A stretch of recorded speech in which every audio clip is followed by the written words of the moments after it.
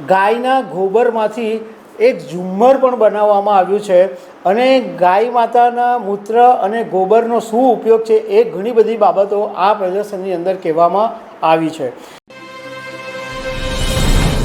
નમસ્કાર દર્શક મિત્રો, નડિયાદ જિલ્લાના વડતાલ ધામની અંદર અત્યારે દ્વિશતાબ્દીય મહોત્સવનું આયોજન ચાલી રહ્યું છે અને આ જે આયોજન છે એમાં હજારો લોકો દરરોજ જ દર્શન કરવા માટે આવી રહ્યા છે।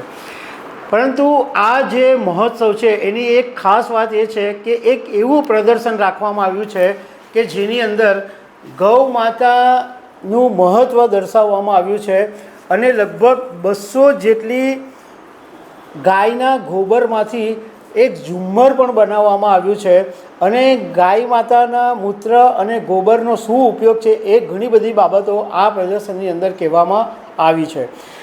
તો આના વિશે હું તમારી સાથે વાત કરીશ। મારું નામ રાજેશ શાહ છે અને તમે જોઈ રહ્યા છો ગુજરાતના સૌથી મોટા ડિજિટલ ન્યૂઝ પ્લેટફોર્મ ખબર છે .com। દર્શક મિત્રો, આપણા દેશમાં ઘણા સમયથી ગાયને રાષ્ટ્રમાતા જાહેર કરવા માટેનું એક રીતસરનું અભિયાન ચાલી રહ્યું છે। શાસ્ત્રોની અંદર પણ ગૌ માતાના મહત્ત્વ વિશે ઘણું બધું લખાયું છે કે ગાય માત્ર દૂધ નથી આપતી પરંતુ એના ગોબરથી પણ ઘણો બધો ફાયદો થતો હોય છે અને ગૌવંશ બંધ કરાવવા માટે પણ આપણા દેશની અંદર ઘણા સમયથી ચળવળ ચાલી રહી છે। હવે અત્યારે વડતાલ ધામની અંદર દ્વિશતાબ્દી મહોત્સવ ચાલી રહ્યો છે। આ શ્રી લક્ષ્મીનારાયણ દેવનું જે મંદિર છે એને 200 વર્ષ પૂરા થવાને કારણે શ્રી લક્ષ્મીનારાયણ દેવ દ્વિશતાબ્દી મહોત્સવ 7 નવેમ્બરથી 15 નવેમ્બર સુધી ચાલવાનો છે। 7 નવેમ્બરથી શરૂ થયો અને 15 નવેમ્બર સુધી ચાલવાનો છે।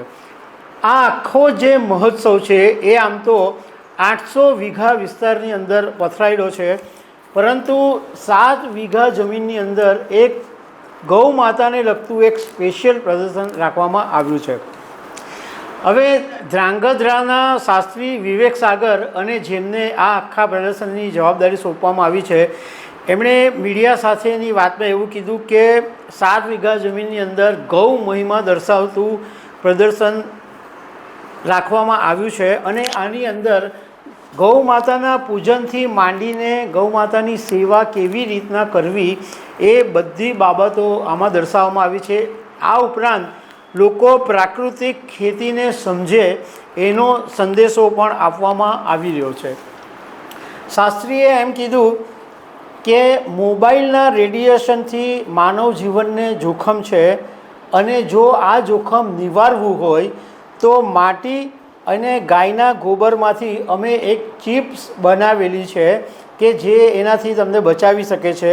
તો એનો અમે લાઈવ ડેમો પણ અહીંયા આગળ બતાવી રહ્યા છે અને એમણે એમ કીધું કે ગાયના ગૌમૂત્ર અને ગોબરમાંથી 1000થી વધારે પ્રોડક્ટ્સ બને છે અને રોગનો ઈલાજ બી થઈ શકે છે, ઘરને સુશોભન કરવાની વસ્તુઓ પણ બની શકે છે। ઇવન આ જે પ્રદર્શન છે એમાં 200થી વધારે ગાયના ગોબર ભેગા કરીને એક સરસ મજાનું ઝુમ્મર પણ બનાવવામાં આવ્યું છે। આ ઉપરાંત 4 વેદોના જે મંત્ર છે, માતૃદેવો ભવ, પિતૃદેવો ભવ, આચાર્ય દેવો ભવ અને અતિથિ દેવો ભવ, એ પણ આ પ્રદર્શનની અંદર એનું મહત્ત્વ સમજાવવામાં આવેલું છે। શાસ્ત્રીજીએ એવું કીધું કે ગાયોની સાથે રહેવાથી કેન્સર પણ મટી શકે છે, આ એમનો દાવો છે। બીજું કે આ મહોત્સવની અંદર શનિવારે લગભગ 5100 વાનગીનો જબરજસ્ત મહા અન્નકૂટ પણ રાખવામાં આવ્યો છે અને દરરોજ 24 કલાક ભોજનની વ્યવસ્થા રાખવામાં આવેલી છે અને દરરોજ 4 ટન જેટલું શાકભાજીનો વપરાશ છે અને 12000 જેટલા સ્વયંસેવકો ખડે પગે આ દ્વિશતાબ્દી મહોત્સવની અંદર સેવા આપી રહ્યા છે। તો દર્શક મિત્રો, આવી અનેક વાતો સાથે અમે તમને મળતા રહીશું। Thank you very much.